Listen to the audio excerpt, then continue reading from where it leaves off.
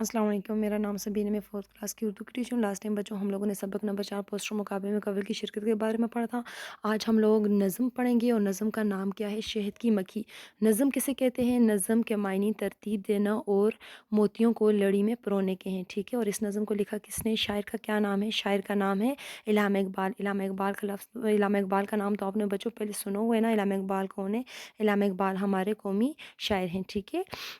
اب جو ہے آپ لوگ یہ دیکھیں، یہ کس کی پکچر ہے؟ یہ شہد کی مکھی کی پکچر ہے۔ اور شہد کی مکھی کی عمر کتنی ہوتی ہے؟ شہد کی مکھی کی عمر 5 سے 6 سال ہوتی ہے، ٹھیک ہے نا۔ اور اس کا ذکر جو ہے اللہ تعالیٰ نے قرآن مجید میں بھی کیا ہے۔ سورہ نحل میں شہد کی مکھی کا ذکر موجود ہے۔ اب یہ نحل جو ہے اس کا مطلب کیا ہے؟ شہد کی مکھی۔ اب آپ لوگ بچوں یہ دیکھ سکتے ہیں، یہ شہد کی مکھی کا گھر ہوتا ہے جسے چھتا کہا جاتا ہے، ٹھیک ہے۔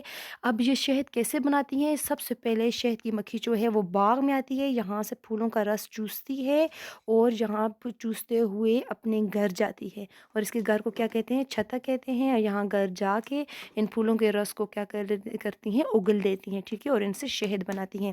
اب یہاں پر آپ کو ایک اور بات بتاؤں کہ اس چھتے میں بہت ساری مکھیاں رہتی ہیں۔ ان مکھیوں کی ایک ملکہ ہوتی ہے جس کا حکم ساری مکھیاں مانتی ہیں۔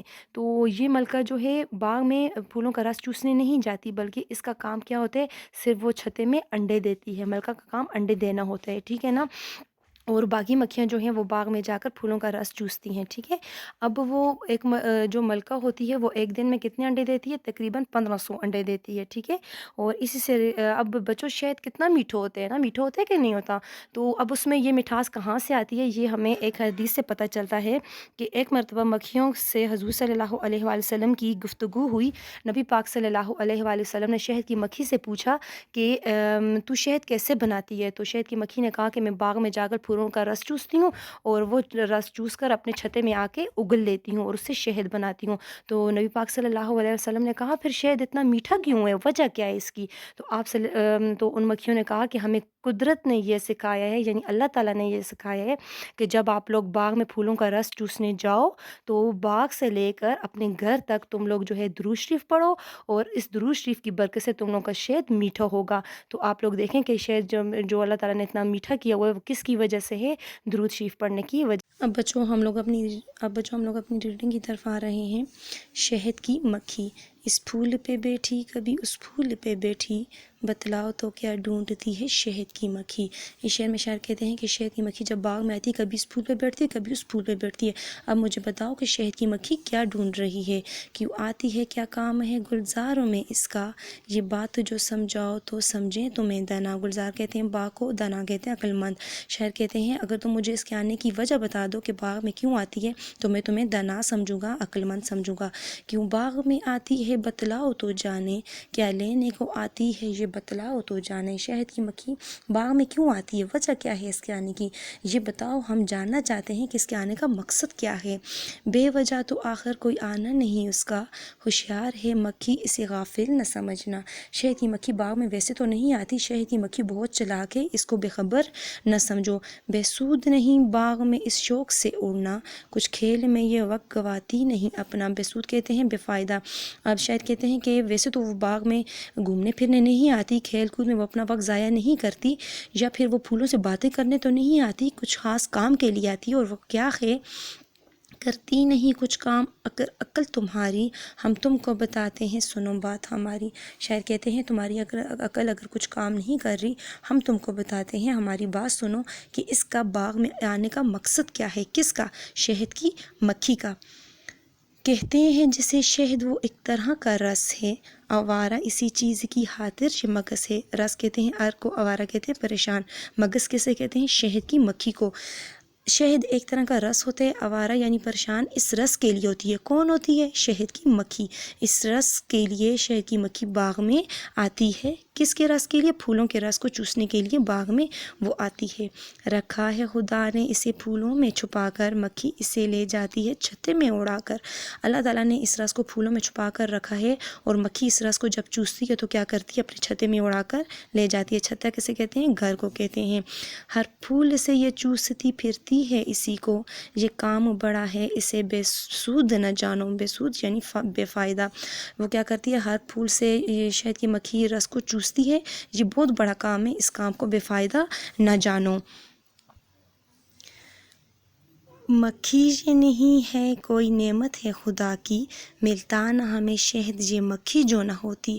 اب شاعر کہتے ہیں یہ مکھی نہیں ہے بلکہ اللہ تعالیٰ کی بہت بڑی نعمت ہے، ہمیں یہ شہد کھانے کو ہی نہیں ملتا اگر یہ مکھی نہ ہوتی، ٹھیک ہے۔ اس شہد کو پھولوں سے اڑاتی ہے یہ مکھی، خود کھاتی ہے اوروں کو کھلاتی ہے یہ مکھی۔ جب مکھی شہد بناتی ہے نا اپنے چھتے میں، خود بھی کھاتی ہے اور ہم بھی یہ شہد کھاتے ہیں، ٹھیک ہے۔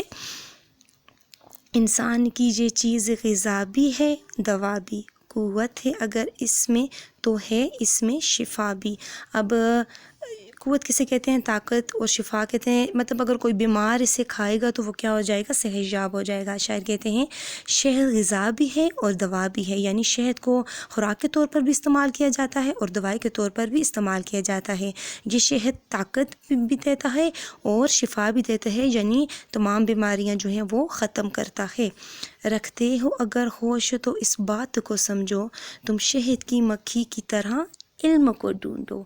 شاعر کہتے ہیں کہ اگر تم عقل یا سمجھ رکھتے ہو تو تم شہد کی مکھی کی طرح علم کو ڈھونڈو، یعنی شہد کی مکھی جیسے شہد بنانے کے لیے بہت زیادہ محنت کرتی ہے تو تم شہد کی مکھی کی طرح محنت کرو اور علم حاصل کرو۔ یہ علم بھی ایک شہد ہے اور شہد بھی ایسا، دنیا میں نہیں شہد کوئی اس سے مصفا۔ شاعر کہتے ہیں یہ علم بھی ایک شہد کی مانند ہے، یعنی ایک شہد کی طرح ہے۔ دنیا میں علم جو ہے وہ شہد سے بھی کیا ہے، پاک صاف ہے، ٹھیک ہے۔ ہر شہد سے جو شہد ہے میٹھا وہ یہی ہے، کرتا ہے جو انسان کو دانا وہ یہی ہے۔ دانا کہتے ہیں عقل مند کو۔ یہ علم بھی شہد کی طرح میٹھا ہے۔ وہ لوگ جو علم حاصل کرتے ہیں تو علم انہیں کیا کرتا ہے، عقل مند بناتا ہے، ٹھیک ہے۔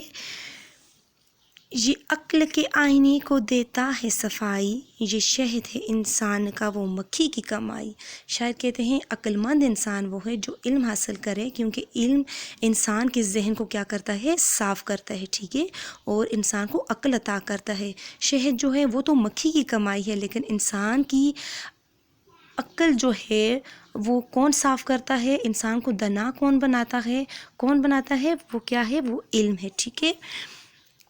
یہ سچ سمجھو تو انسان کی عظمت اسی میں، اس خاک کے پتلے کو سنوارا ہے اسی نے۔ اب شاعر کہتے ہیں سچی بات تو یہ ہے، حقیقت یہ ہے کہ علم ہی نے انسان کو کیا کیا ہے، یہ عظمت دی ہے، بڑائی دی ہے۔ علم کیا کرتا ہے، انسانوں کو سنوارتا ہے۔ پھولوں کی طرح اپنی کتابوں کو سمجھنا، چسکا ہو اگر تم کو بھی کچھ علم کے رس کا۔ شاعر جو ہیں وہ آخر میں ہمیں یہ نصیحت کرتے ہیں کہ اپنی کتابوں کو پھولوں کی طرح سمجھو اور علم حاصل کرنے کے لیے خاص طلب ہونی چاہیے، ٹھیک ہے۔ اب بچوں اس نظم میں شاعر نے جو ہے وہ شہد کی مکھی کا ذکر کیا ہے، لیکن آخر میں انہوں نے ہمیں کیا نصیحت کی ہے کہ آپ لوگ جو ہے علم حاصل کرو، جیسے شہد کی مکھی شہد بنانے کے لیے باغ میں پھولوں کا رس چوستی ہے، پھر آتی ہے شہد بناتی ہے، محنت کرتی ہے نا، اسی طرح ہمیں بھی کیا کرنا چاہیے، علم حاصل کرنے کے لیے محنت کرنی